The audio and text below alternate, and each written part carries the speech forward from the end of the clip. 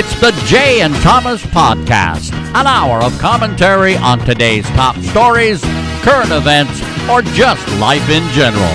And here are your hosts, Jaye and Thomas Darden. Hey everybody, welcome to the Jaye and Thomas podcast. Hope you're all doing well out there. Thank you to our 15 subscribers. Love you all very much. I'll say 14. I guess I love myself a little bit. Who knows? So hope you all enjoyed the wildness that was the latest episode of me trolling around in Vegas with my poker playing buddies. But we're going to start this episode out like we do all the other ones and ask the man of the hour. How's he doing? So, hey, Dad, how's it going? It's going good. It's going really good. We're just motoring along, scooting along. I was going to say, stopped again by the police, but that's another story. So, well, hey, that is something else. And of course, when you say motoring along, you mean motoring along silently on your little electric scooter. That's right. So that's exactly doesn't quite go vroom. yeah, exactly. Yeah, that's right. That's right. We're always looking for an exhaust pipe that can't ever find. So. That's it. Not going to fall for the axle Foley, that's for sure. So, Dad, looks that's like right. This is another excellent and very special episode. We have a guest joining us today. Dad, do you want to introduce our special guest there? Yes, I do. This is Cannell Baker. And he is from TravelandFoodSA, South America. It's I'll let him explain it to you. I met Cannell through his wife, Shannon, through a friend of hers and another friend. And I don't know how it all came about, but here we are. So life's good. Life's good. Awesome. Well, Mr. Cookies. Cookies brought us together. There you go. Oh, that's right. Yeah, that's right. I forgot. And I would like to thank Cannell for his service in the United States Navy and his wife, Shannon. Thank you for your service. Thank you very much. Excellent. Yep. And I'll let him tell you a little bit about himself. Awesome. Yeah, go right ahead there, sir. Okay. All right. So as you guys heard, my name is Cannell. I was in the military. That was one of my first careers outside of after high school. After the military, I worked for the government for a couple of years, and I just had this passion always about food. And so, the GI Bill said, go to college, and that's what I did. So I went from Virginia to California to go to the Culinary Institute of America, and that's in Napa. And it's just one of the best schools in possibly the best school in the world as far as culinary arts go. Worked in Michelin star restaurants, but they just didn't pay enough. And I already had 4 children. So I actually went back to school again to go back into the medical field that I was in when I was in the military. And basically I started doing traveling ultrasounds. So I was going around the country doing ultrasounds. And then my wife got pregnant again, and, just wanting to be home. I just got off the road. I guess similar to you, Tom, being over the road. I was gone 3 weeks out of every month, and kids are growing, and you're missing all the good stuff. So my wife's career was actually doing really, really well. So I took the opportunity and I stayed home to help raise our children. So from there, we just kind of were getting a little bored, and being in the military, you get to move around a lot. So we were getting a little antsy as well, a little more complacent than we wanted to get. So one of my friends offered me a job here in Ecuador to teach English. And long story short, I started getting into food here in Ecuador, and I love it. It's a delicious cuisine. And so I figured that since no one on the internet is really publishing a lot of videos or information about Ecuador, period, whether it's food or travel, and that's kind of why I did both. And that's the goal of my channel, is to show the food of Ecuador and of course South America, because I'm just getting it all started now. So food in South America, travels. I'm going to give some more information on like the bus lines and how to get around in Ecuador. So it's gearing up to be a pretty good show. Editing is getting a lot better and everything. And then it's not a joke. Editing is not a joke. It's hard something work. else. Yeah, it is. And for every so many minutes of footage can translate into up to an hour, right? Like per every few minutes. So and you're 100% correct. Real quick, what software are you utilizing for editing? Like so I use DaVinci Resolve. Okay, cool. I'm using the cheap version of Adobe. I purchased the 17 DaVinci Resolve 17, and I've been going through courses on how to get better and do video inlays and all this stuff. So that's awesome. It's working out to be it's an easy software to learn. I think it's very similar to some of the other big name softwares, but It's getting me to the right places. Next thing I need to learn is color grading. Man, that stuff is hard. Yeah, man. It's hard. But it's a great skill to have, right? Because yes. What's humorous is once your channel gets big enough, you'll eventually just send your videos to somebody else for editing, right? And then you'll be the the head honcho, and then be the star, and then say, okay, now my editing bay, you guys need to focus up. We need to get this going. So that's cool. How long have you been doing your channel? Does that mean you're going to stop? That mean you're going to stop baking cookies? No, the cookies will still be made. There you go. I gave my wife all the recipes, so when I'm gone, she can take over. All right, nice, all right. Very nice. Good cookies. My YouTube journey started back in 2013. I actually had a channel where I was. Once again, it was there was not a lot of information back then on growing cannabis, and when I moved to California, having PTSD and all that stuff from the military, they try to dope you up with the opiates, and I've never been a fan of those. So someone turned me on to cannabis when I was in California, and everyone and their mother knows about cannabis in California. Right. And I started doing more research and learning all about the effects that it does for you. I started growing it, and I really infiltrated my life, in a good way. It wasn't a bad way. And I don't know. That was, I don't know. That's part of my journey when I was living in California. Sure. So well, and it especially nowadays, that's kind of the shtick, right? Everyone goes there. I know that's kind of bled out around the country, right? Where we have several other states now who are, to some folks, are like, it's becoming cool, and you can just kind of, hey, it's legal, and there's dispensaries and stuff. That's one of the things. I'm not sure if I mentioned last episode where the dispensary that we went to was called Jade in Nevada. Of course, it's recreationally, it's legal out there now, and my buddy is very, very big into it. And they made this dispensary out of an old bank, right? So we 24 hours open, right? And you rolled up hey, you got to get your medicine. You do, and you would roll up to the teller, and the glass was opaque, right? You couldn't see what was going on behind the glass.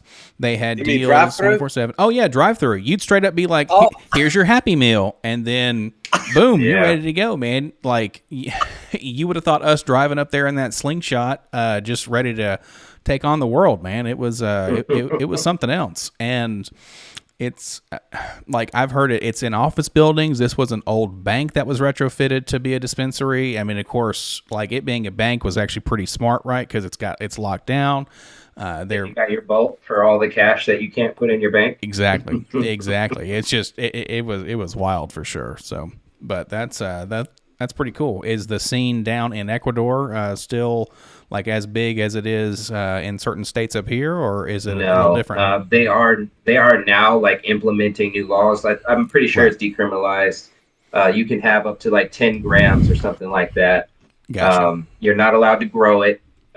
So the sources that you get it from are it's still a shady market here because they haven't fully embraced it yet. But Gotcha. they have started giving out the licenses because they're starting to grow hemp and CBD Sure. and so you can have a maximum of 1% THC if you're going to grow the hemp variety, which cool. is, I mean, it's not a lot, but it's still pretty good because synergistically the THC and the CBD work together to provide all the all of their side effects that they give you. So Right. it's pretty good.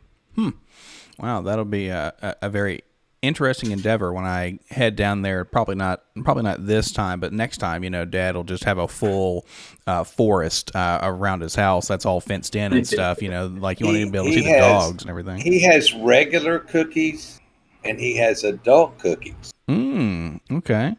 Adult. Don't cookies. eat the whole. Don't eat the whole adult cookie. Not unless you're seasoned. Not unless you're seasoned. Oh yeah, for sure. Or you'll see pink elephants. Well, yeah, that or just go to sleep instantaneously and wake up still going like I did. A couple of days later, yeah. Yeah, well, recently there were little gummies, right, that I thought were 25 milligrams. Nothing crazy, right? That's about pretty standard from what I understand. Come to find out, each of these little gummies are like 100 a piece because they're stuff from California. And it was a scenario. I became horizontal and didn't want to not be horizontal for many, many hours later. And that was even after like a full 8 hours of sleep and stuff. And I'm thinking, we've made an error in our course. We definitely need to course correct a little bit, and of course, like just start eating and drinking water and all this stuff. So, because I myself, that is not my forte. Because it just makes me sleepy, right? And my buddies would always say, you need to get some Satvia, right? As opposed to getting indica, which kind of mellows you out and calms you down. And we'll come to find out, like, at least from my understanding, of course, I'm a little infant when it comes to that. Supposedly everything is just its own, like it's all a mix now anyways. So, but that's probably not right. However, it's not true. Good, because that means there's still hope that the Satvia is out there somewhere, and it can be a little bit of a stimulant, not a whole lot, but something that isn't just going to put you out, basically, So, and that's the thing. That's a lot of misconception about cannabis is that it makes you sleepy. Well, that's the indica varieties, right? And if you make indica and a sativa together, you've got a hybrid, and some of them can have sativa traits, and then some of them can have indica traits. But the thing about what people don't understand is, like, when cannabis mates, right, a female and a male, when they mate, they have thousands of seeds. Even a small plant, this big, if it has lots of branches, you can still get up to 1,000 seeds off of this thing. Wow. And what you got to know is that each one of those seeds are going to be different. So it's just like your parents when they had children. You look similar to your brothers and sisters. You guys kind of act similar, but you have your own complete makeup. What makes you, only you have that. Your brothers and sisters don't. So out of 1,000 seeds, you can get one that is just like the best. It's like the Olympic athlete of all the brothers and sisters. So that's one thing that a lot of people don't understand is, like, you can say it's Gorilla Glue, but if Gorilla Glue got mated with another plant, it's no longer Gorilla Glue. It's something totally different. Fair. So, yes, there are sativas still out there. And when you get a good one, it makes you happy. It makes you laugh. You want to have fun. You don't want to go lay down. It is actually stimulating. Right. It'll get you going. So next time you go to a dispensary, see if your bud tender knows of a good sativa that will not make you tired. And it's just all about asking. And that's the best thing. Awesome. And so you did ask about Ecuador's cannabis, right? Yeah. So I came from California, which is one of the world's biggest meccas. Oh yeah. Of cannabis. And I have a I grew it, I extracted it, I did every single thing that you can with cannabis. I don't know. It's just something that you have to learn also to get involved with. So how complicated let's just go down this rabbit hole just for a second. How complicated is the botany portion of that in terms of growing it and making sure everything is up to snuff? Your soil's good, your seeds, your plants, etc. Is it that difficult to come up with a pretty decent plant, or is it just like, hey, I'm sure you've seen before my mom used to grow the tomatoes, right? You just bloop and then they just go and you just let them go. It's very, very easy. Not a whole lot involved. Right. So yeah, it's pretty much the same thing with cannabis. Wow. But there's degrees to it. So if you planted a fish underneath your tomato plant would be so much bigger because it's getting all these nutrients that normally is not there. Sure. Right? So the same thing with cannabis. You can grow a really great plant with just water. But if you gave it water and bat guanos and nitrogen and all these things, you're going to grow a bigger, better plant. It'll smell better. It'll look better. You'll have more fruit, that sort of thing. But you can grow this shit in the worst dirt ever. It's literally a weed, and it grows just like a weed. So if you fertilize a weed, it's going to grow really good. And if you don't, it's still going to grow good, but it's just not going to have that vigor like you threw fertilizers at it. Wow. But it's super simple. You can grow it with a T5 light or your standard CFL bulb. Right. You can grow cannabis with that. You're going to grow medicine. It's not going to be like you threw 1,000 watts of light at it. That's different medicine, So your flowers are going to be harder. They're going to be bigger, and all that stuff. So, yeah, it's an easy plant to grow, and that's why you can't eradicate it. That's why the war on drugs did not work, because you could just throw a seed in your backyard and it'll grow. That's it, You can't stop that stuff. It's impossible. And like I said, one plant can give you thousands upon thousands of seeds. So you would never need to, Yeah, it's nice available. try, Reagan. You failed. That sort of thing. That is wild. So you said so you started YouTube back in 2013 a little bit, right? When you were back in California. Yeah. Are you going to, when things kind of acclimate, maybe have maybe not a separate channel unless you wanted to, obviously, to keep kind of things separate? Because travel and food, now granted, you could kind of weave that in. You could weave them together, but it would be more like a recreational thing, right. Smoking or eating edibles, sure, and then going to have a fabulous meal somewhere. Right. But I don't think the majority of my audience wants to know anything about cannabis at this point. Yeah, that's fair. I did keep the channel separate, and it's still doing well. I haven't been kicked off the platform yet. So as soon as federally they legalize, I'll be able to monetize that channel again. I had almost 10,000 subscribers on it. I was getting millions and millions of views every month. Because I was putting out information that people wanted to hear, and they were seeing these giant plants and stuff like that. So people really love that channel. Oh yeah. So when it goes federally legal again, hopefully I'll be able to get back into it. But as far as right now, I kind of pulled the plug on it. I got you. In the back burner. That makes sense. Well, hey, good luck, and we'll be anxiously awaiting that response, because that'll be awesome. Especially to have something that people want to see, and they want to comment on, they want to dive into it.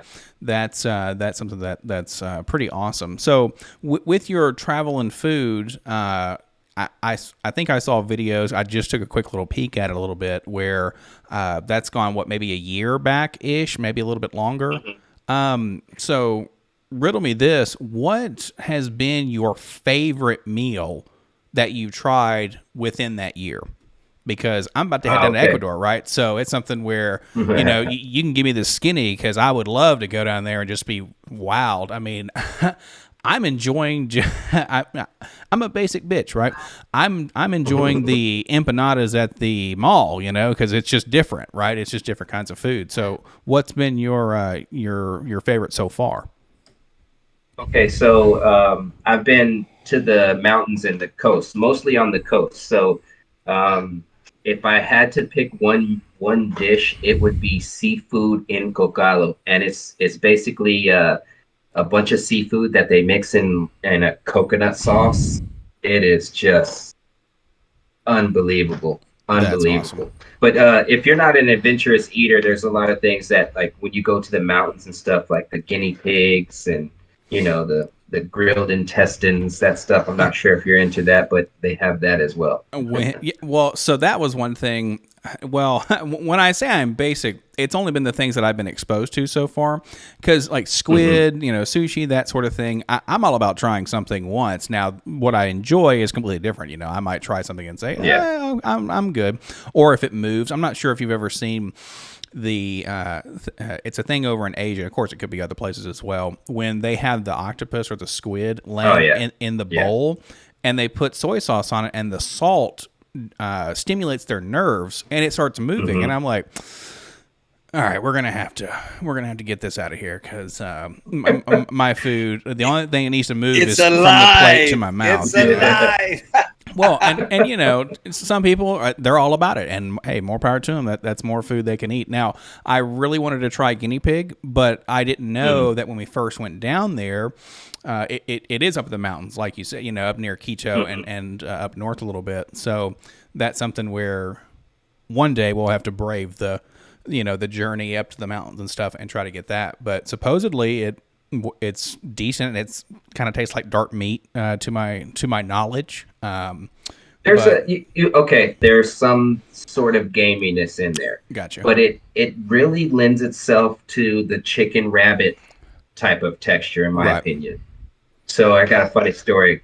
When we lived in Cuenca, there was two brothers that used to drive us around because we didn't know where we were going, and they spoke English. So and they didn't charge us a lot. They were actually friends, so they didn't charge us a whole bunch to take us around and stuff. Nice. But anyway, so I've been telling them since we met them, and we stayed there for 6 months. It just was too cold, so we left and came back to the beach. But anyway, I had been telling him the whole time that I wanted to try cuy. So when I went to go set it up, because I was going to film it as well, when I went to go set it up, he got his family members to basically roast us cuys. So we got to go, or guinea pigs. We got to go to their farm, and it was me, my wife, and my 2 daughters, right? So we go to the farm, and they had all these little huts all over the farm, and it was a pretty big place. Yeah. And so this is where they raised all the guinea pigs. Yep.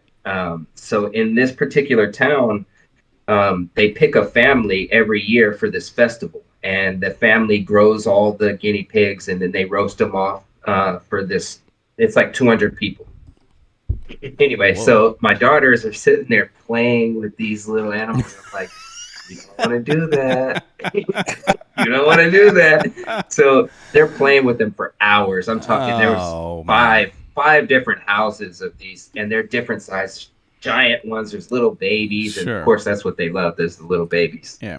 So the food comes out, and my older daughter just kind of looks at it like, it was the funniest thing. Man. And so I said, I make my kids try everything. So even if you don't like it, I need you to put a bite in your mouth, because you may end up liking it. And sometimes that happens. So she tries her best to just bite a little piece of meat off of this animal, and she just couldn't get it down. Man. And I told you, I was like, see, that's why we don't play with our food. Oh man. But it was really good. It's like I said, you definitely can tell there's some gaminess there, but it's like that chicken rabbit kind of texture. And speaking of, like, you went to somewhere where it kind of grows, from at least what I've heard, it's great because you don't have a lot of space, right, to get decent quality meat, right? because if you're up in the mountains and stuff, it's not people are sheep herding or anything like that, because it might be a terrain where they just can't do it. They can't thrive, and they don't have like the kind of meat industry and whatnot, and you're very limited for space. So guinea pigs just worked out really well, and they, like Dad and I reference all the time, Bebe's kids, they don't die, they multiply, right? So it being kind of like a rodent sort of thing, where it's like, hey, it's just going to be an unlimited supply of meat, and with, multiple babies, every like 3 months or something, they can have a litter, maybe even more sooner than that. So yeah.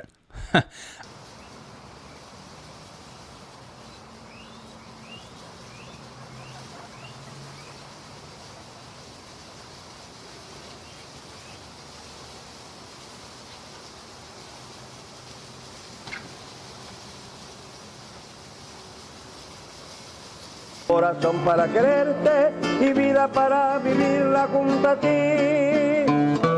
Alma para conquistarte, corazón para quererte. When I showed some people of that from work, because they're like, oh, what's the Ecuador cuisine and stuff like that. This was back when Dad and I first were going to head down there. And I saw, it's known for, at least the unique thing. Because, you can get a lot of seafood anywhere, really, depending on if it's near water. So I was like, they eat guinea pigs. Awesome, I have to try this. And of course everyone's like, oh no, don't eat the cute little guinea pig and stuff. And I was like, nah, man, like that's some good meat. Like it's got to be something, so that makes a lot of sense. But that's a heck of a journey there. Where have you found in the Playas area that was a good place to eat? So lots of them. I've been to lots of the cabanas here.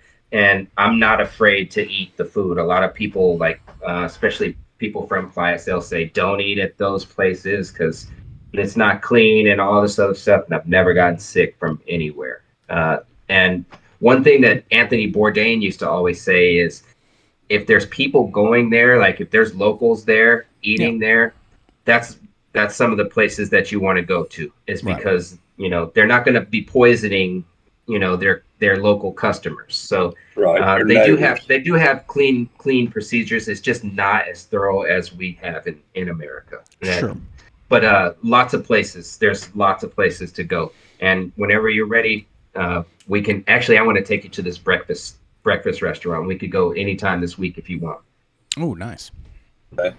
Well, that's what we were out on the scooters one day, and Pat said, "Where do you want to eat lunch?" I said, "Look for the crowd." Yeah. Look for the crowd. Look for the crowd on the corner of the local people. That's going to be the place to eat, So, yeah. So, Jay, when you get here, you're going to notice that it'll be like a shopping plaza, right? Okay. Yeah. But all of the restaurants will be cevicherias. So it'll be Daña's, it'll be Don Lucho's, but they're all the same. So imagine the same exact restaurant, like one after the other in like a 10, there's like 10 of them in the same spot. So sometimes those are hit or miss because once one gets full of people just go to the next one. So once they're done eating, their restaurant will be empty, but 5 minutes before that, it would have been full. So sometimes it just depends where the crowd is, but sometimes you gotta just, they're all the same. That's what the whole thing is. It's so weird. You'll see the same menu every single where you go here in Playas. and everybody eats lunch late. They eat like 1 o'clock or something, don't they, in the afternoon?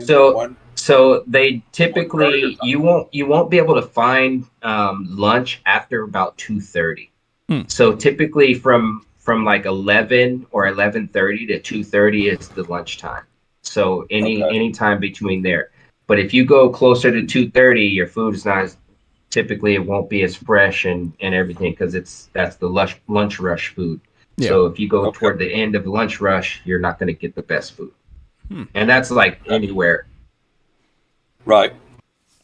That was one thing I thought was awesome. Going to KFC, right? And then they serve you like rice and beans along with the fried chicken. Like that. That's excellent stuff. I love the mismatch of hey, we're gonna throw this in here, but we're gonna have a Carl Jr.'s, but you're gonna get some rice with it instead of fries and or plantains, and stuff like that. So that's pretty cool.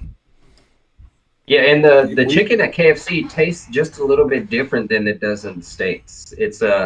That's another like oddity of the whole having a fast food joint that you're used to in the States in another country, because they do throw. I mean, obviously the local people aren't going to know what all the stuff that we eat in the States are, so they want to give them something that they are familiar with. Mm-hmm.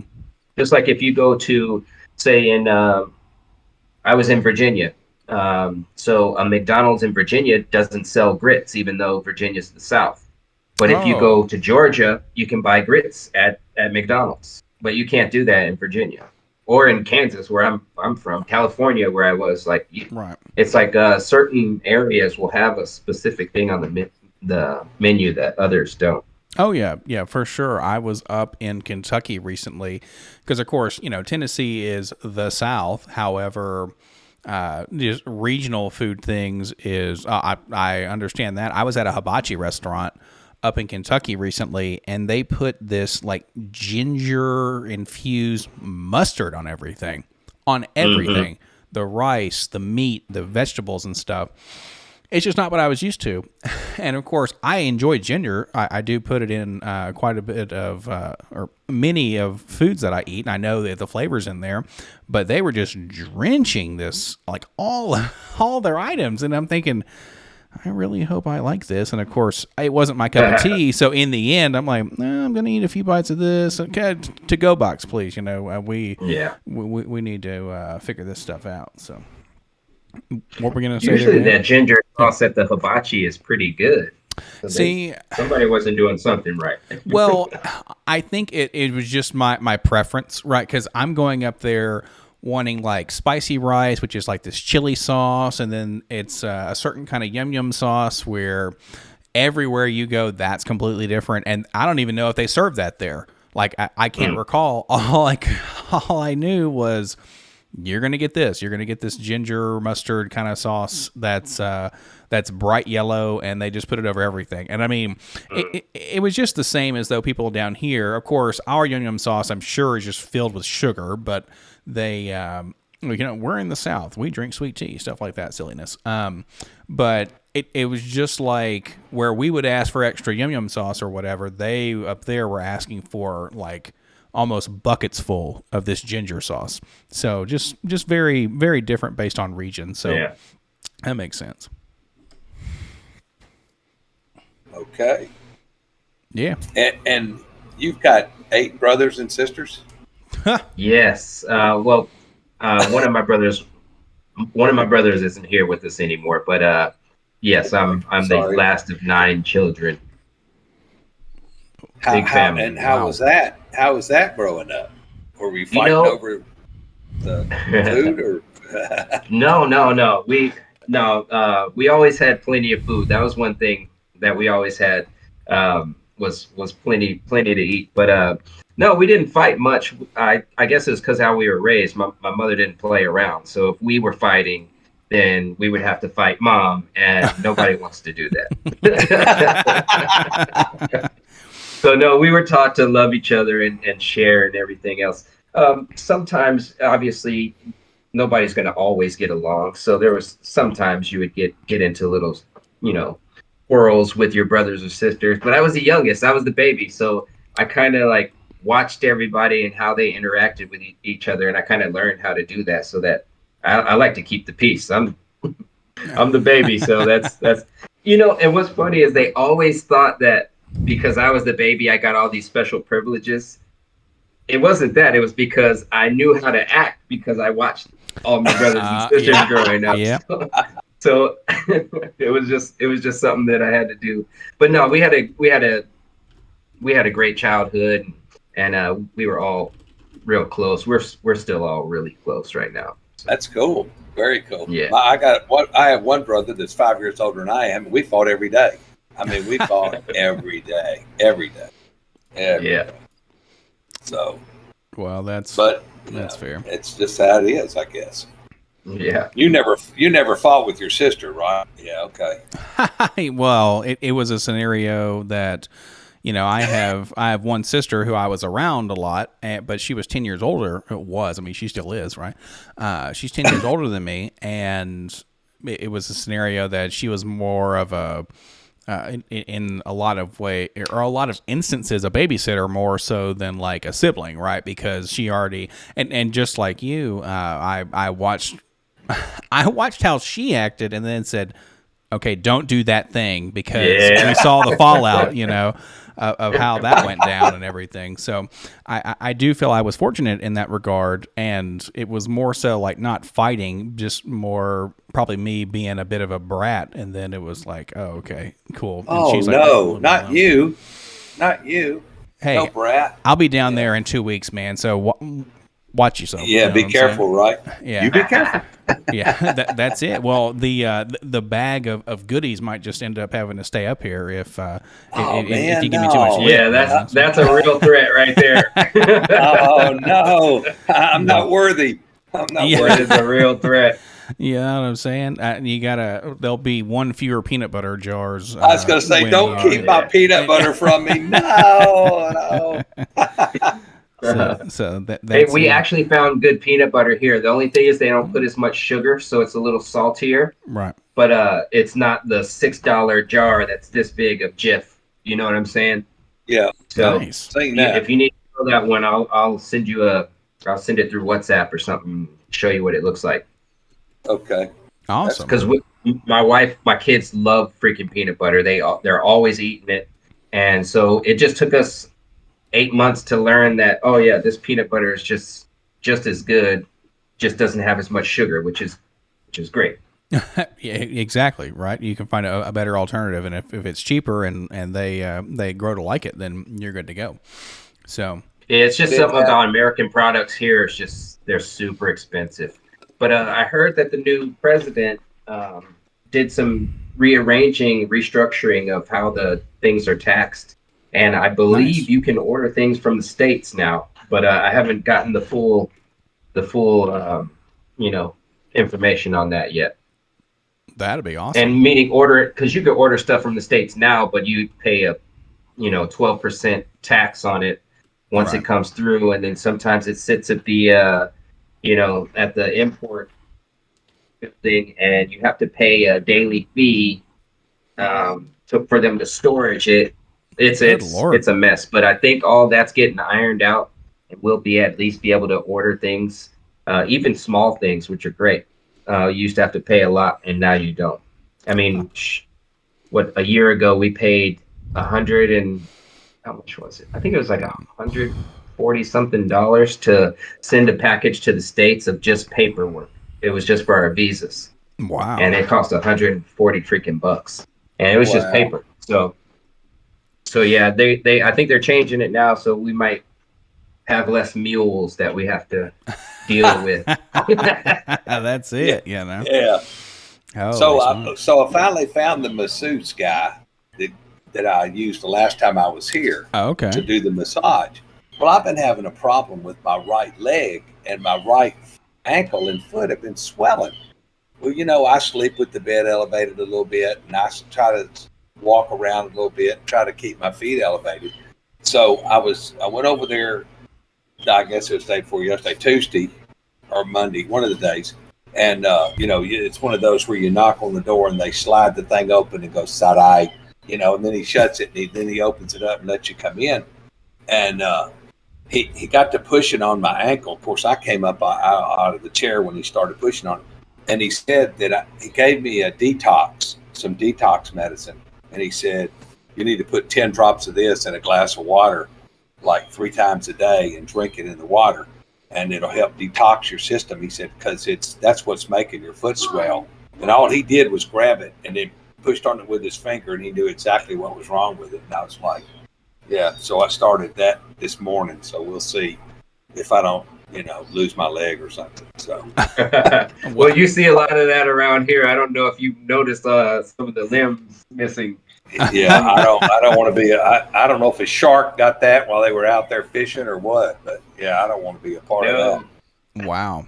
Well, you'll have to. So you should start keeping a log of that and see if that actually works. And the reason why I say that is because a lot of the times, at least from what I've heard and read, et cetera, it's on the internet, it must be true, is the things that are detoxing are a lot of the times like diuretics, where you're flushing out things out of your system. But if it's a lot of the times just fluids, it's not necessarily toxins. So unless it's something that actually has to do with like your kidney functions and your liver and stuff like that, it probably isn't detoxing a whole lot. However, if you're, of course, when they tell you drink more water, because you have to have water to put these drops in, so you're going to be going to the bathroom more, and you're going to think, of course, the mental note there will be, oh, I'm peeing a lot. This must be detoxing me, like he said. And it's like, well, no, not necessarily. Now, granted, it may work, and it may be the greatest thing since sliced bread, but just I would definitely keep a log. Take snapshots of it, because you got your phone. You could take pictures of it. You could measure it, et cetera. You could weigh yourself, whatever you want to do, and see if that actually works out, as opposed to just saying, in a week or 2 weeks or whatever, okay, did it work? Do I feel any different? Well, you're going to need to look at incremental changes versus either, okay, nothing happened at all, or did I see change over a period of time? So, well, in 2 weeks when you come down here, you can inspect it. Yep, but the problem is I don't have the original leg, right? So unless you do measyments and weights and I'll pictures take and a all picture that, of the original leg for you. We don't. We Dardens don't have any ankles anyway. Those big stovepipe legs and stuff. So don't hang your head, son. I see. No. I'm good. When you said you're going to show us the original leg, I'm like, we need to keep this PG. All right. Oh yeah. Okay. YouTube overlords, bad, please don't punish us for potty mouths and all that silliness. And to that end, we are going to definitely be linking Mr. Baker's YouTube channel and whatnot, and also so we will appease the algorithms. Oh, of course, we definitely thank you for coming on. We're going to appease the algorithms real fast. Like, comment, and subscribe. Click the like, that's right. ding the Smash bell, that like smash, button, right? All that stuff. Because we didn't do it when I was going off on the Vegas adventure, so I'm thinking, oh no, that's they're gonna hammer us. So we have to appease the proverbial YouTube overlords and make sure everyone knows what to do in order to never miss an episode or don't miss any content. I like the video that you put in there about the slingshot, showing about it, what it looked like going down the road and stuff. That's right. I don't know if you've ever seen a slingshot, Canal. It's the two wheels and one drive in the back. Mm-hmm. Yeah. So he took one across Death Valley at 105 degrees. Yeah. So. Oh my goodness. Yeah, and he's about to explode. Well, when you say I took one, it was more so I was in the passenger seat being taken hostage, because, of course, once you're out there, it's not as though I can call somebody and say, hey, can you come pick me up? There's skulls on the side of the road. Right. Bones and stuff where people have died out there. Yeah, well, and there was a hole big enough for two more skulls, right in between, where they were going to say yours are going to go right there, and it's like, okay, cool. Can you put us up on the hill, please? Changing the subject completely, what do you think about the new mandate they've come in with New York City, where you have to have at least one vaccinated shot to eat in an indoor restaurant or work out inside of a gym? How do you feel about that? Can you clarify for me and our audience and our guest, is this any restaurant or is it a specific restaurant or whatever? Oh, it's indoor restaurant dining in New York City. The mayor said you have to have at least one shot. It could be a 2-shot vaccination, but you've got to have at least one shot to be able to dine inside a restaurant in New York City now. Who the hell do these people think they are? So many questions on all this. It just, none of it is making any freaking sense, in my opinion. Right. You hear all these different things, and I was a medical professional. I learned more about the human anatomy in my first year than anything. And one of the things is your immune system holds on to these, it's like a piece of a puzzle. They memorize the piece of that puzzle, and your immune system doesn't stop working. And so I have all these questions about this, and nothing sounds even remotely right. And to make people have to get a vaccination to go and enjoy a meal. You see, I'm already into the whole food thing, so I couldn't imagine having to get a shot just to go sit down and eat somewhere, because I'm on the fence about it. I'm still worried that, my children can become sterile from it, or there's so many things going on with these vaccines that I'm just worried. But I feel like that's a civil liberty that is being taken away from people in New York. Did you find out if you have to have a COVID test before you fly down here? The jury is still out, and the reason why I say that is because on one part of the website that's linked to a website called Sherpa. That's who American Airlines gets their information for vaccines from, which is something. It's kind of like, I'm not going to say it's like WHO. It's not like that, but somewhere where the information's housed and then it's extrapolated from Sherpa.com or .org or whatever, and it says, if you are vaccinated and have proof, so of course I have my card, right, that says I've gotten 2 shots of Pfizer.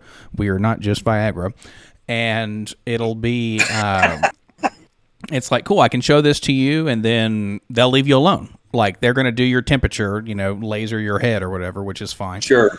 And then you're good. But when you look at a different part of the website, because this was from their app, where I saw, okay, you don't need anything. It's perfectly fine.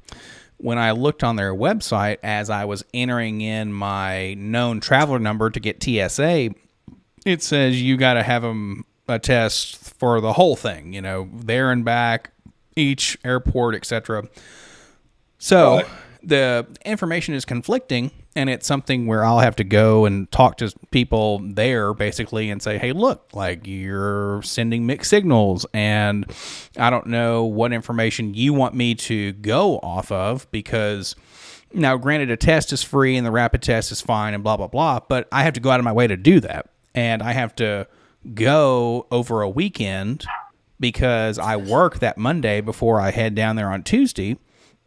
And so it'll be like, hey, you guys better tell me what to do, because if I get stopped. How about I send Mr. Brown an email and ask him? He's over that's fine. Customer relations for American Airlines. So how about I email Shane and see what he says the verdict is? I mean, see if he can steer me in the right direction. Yeah, I got you. Well, what's going to happen is people are just going to come out and naturally say, just get the test and move on, right? Because it's better to be safe than sorry. So to that end, I'll probably end up getting a rapid test somewhere, and then just having it just in case. And then, of course, they're never going to ask me for it. And they'll say, are you vaccinated? I'll say, yes, here's my card, and then I'll move on. So it'll be a... So if you go to CVS, you can go to CVS online and set up your rapid test. And oh, cool. When the question comes up that says...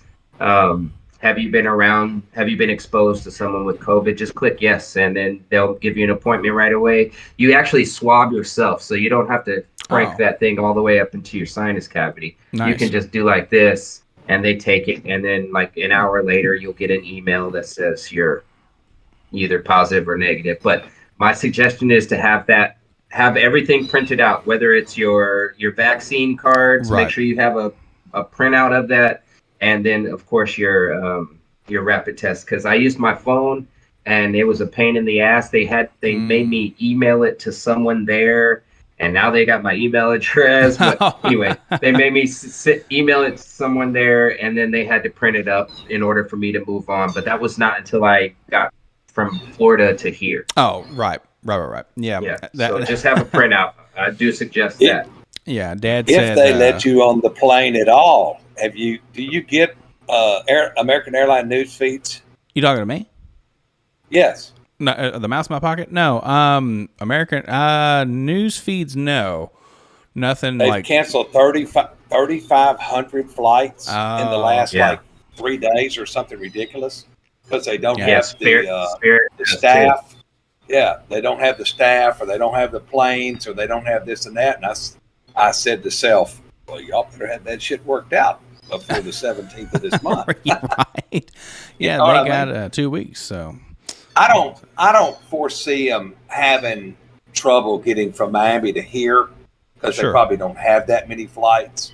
But they're canceling stuff, you know, Boston to New York or New York to North Carolina or Charlotte, and they're dubbing out a lot of that stuff. But I don't see the flights being, you know, from the international flights. They don't tell you which ones to cancel. Right. I don't see that being a problem. Well, we'll play that by ear, and knock on wood, I don't get the text or the notification because I have the app on my phone that will ding me if something changes and whatnot. But the beautiful thing with American Airlines is if you have to either reschedule or cancel your flight, they give you a full refund. Oh, cool. So other airlines don't. So we my son was supposed to come here in June. He lives in Virginia with his mother. And his passport ended up not coming until last week. So I had his flight for June 18th because his passport was supposed to be there by then. Yeah. And I had to cancel it. And American Airlines said, "Here's your money back." And Spirit said, "I'm going to take 60% of this and give you back the rest." Whoa. So it's like shit. you get yes, man. Yes, it was actually over 60% that they took. And I know for a fact that the flight was booked solid. So my seat that I actually returned to them got filled, and then they still got my 60% of the fees for my ticket. Wow. Yeah, we had to move a flight when we got the wrong test down here to fly back. And Pat and I did at our last trip before last. And we had to stay an extra day. And there was one flight a day coming out of here, American Airlines, and it was at 2:00 in the afternoon, going back to the States. And so we had to move it till the next day, and the airport sent us somewhere else to get the right test. We had gotten the blood test. Yeah, the antigen. Not the nasal swab.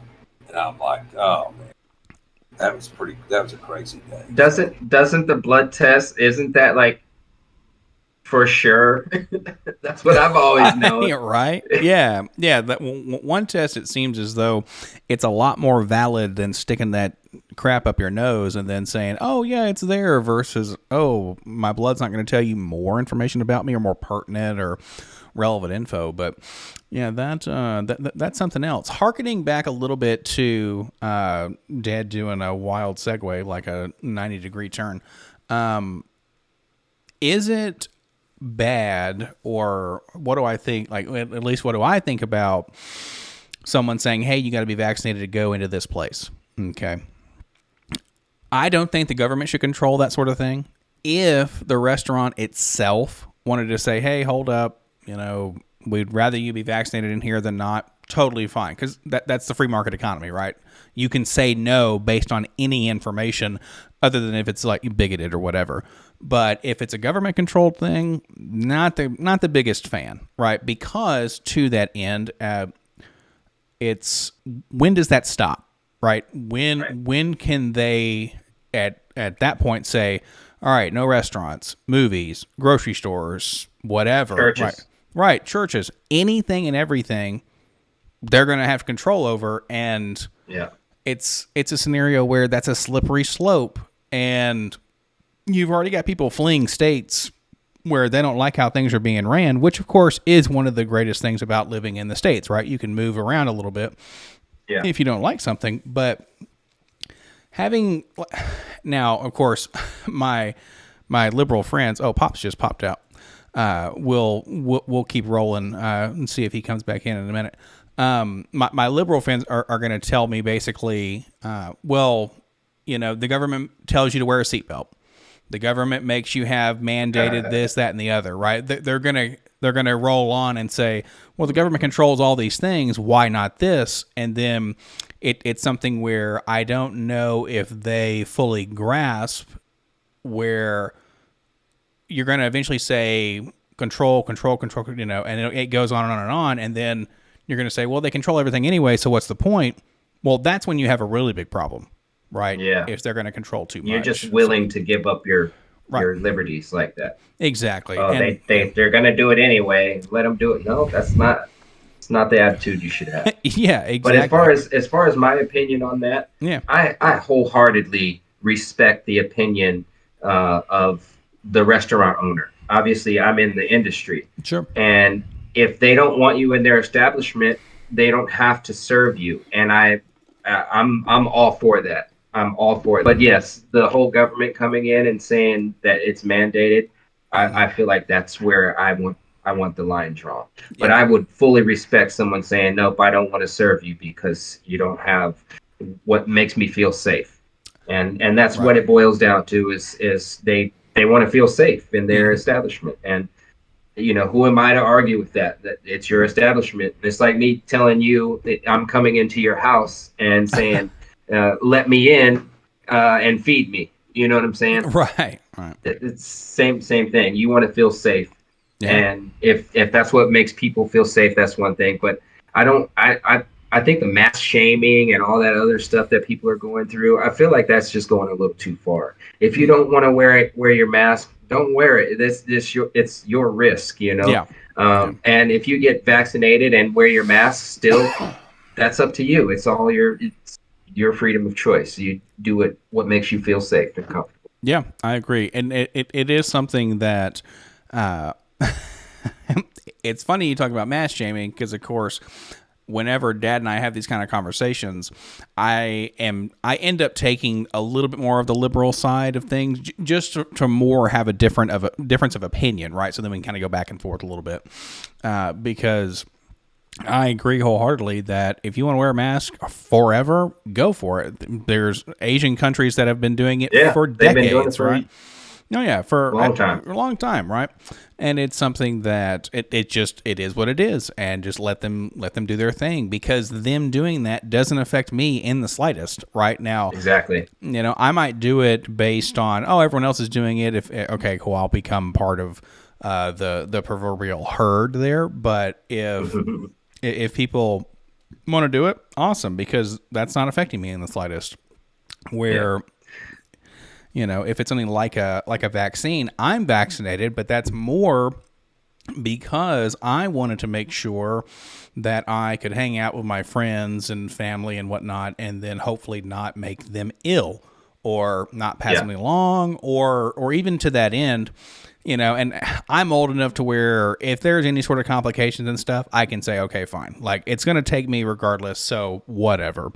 But for younger folks out there who don't know what's happening, I'm all about it. If you don't want to take it, more power to you, because hopefully they'll be able to benefit from herd immunity and stuff like that, where hopefully, maybe we can knock it out with enough people being vaccinated, but you then have enough to say the people who, I forget where I saw this, where the folks who will benefit the most are the folks who will not be vaccinated, but they'll benefit from everybody for a majority of others, because there'll be no side effects. You just won't be running any risk. Where someone like myself, there is a risk, right? So to that end, I mean, I don't mind going out for the cause or whatever, but it is what it is. I just for me, it boils down to, don't tell me that I have to do something. Sure. Allow me to make the choice. Yep. And that's how I feel about anyone wants to wear their mask or get their shots. It's simply your choice, and feel free, please. Yeah.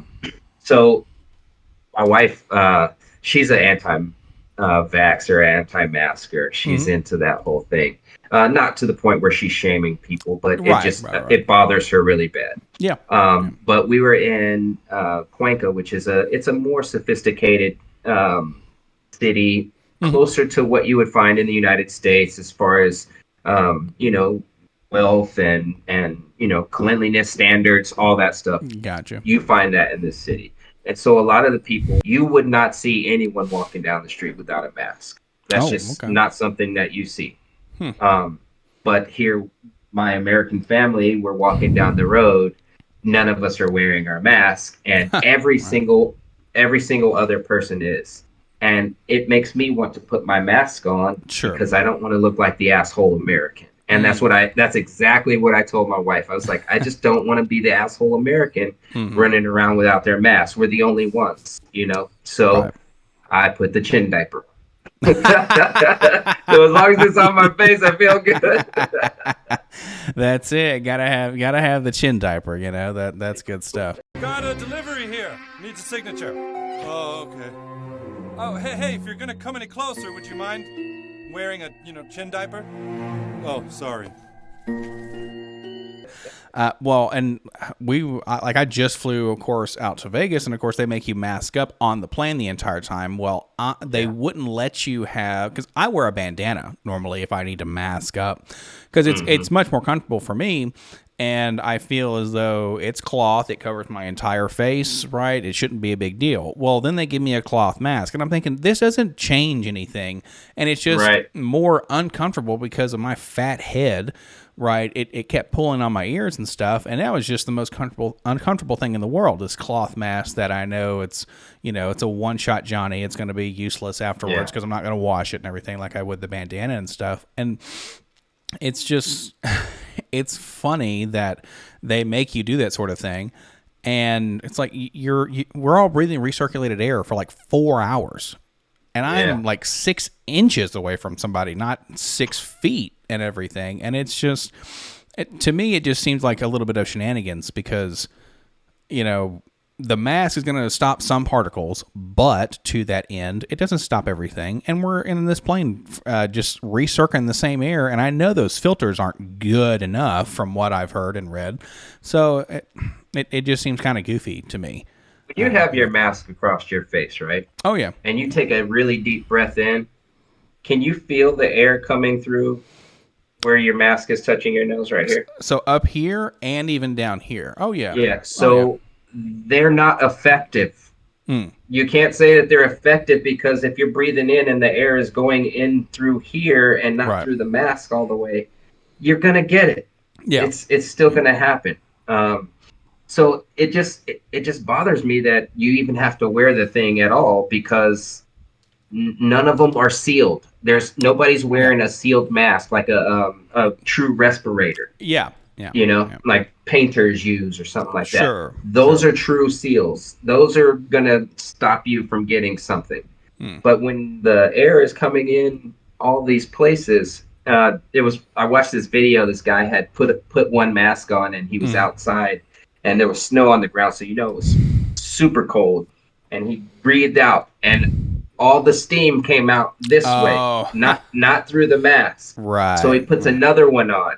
Same thing. It just keeps getting worse and worse every mask he put on, and it was just being in the medical field, certain things they're only partially preventative. Yeah. No, that makes sense. Well.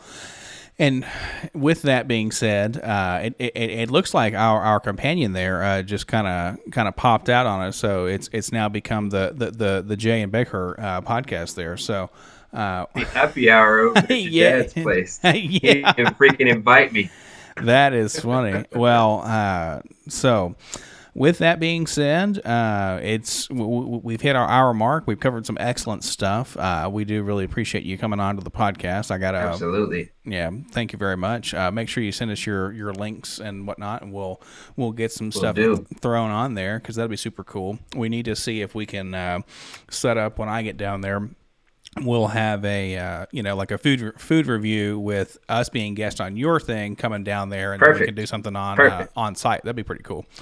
Be kind of sweet. Like so awesome. Well, thank you, sir. I do appreciate it. Absolutely, I appreciate you having me on. Yes, sir. We'll try to figure out what's going on with Thomas there, since he just kind of pieced. Yes. So I'll give him a buzz here in a few minutes. But and normally he would say, see ya, but that's not going to be the case today. But thank you all so very much for watching.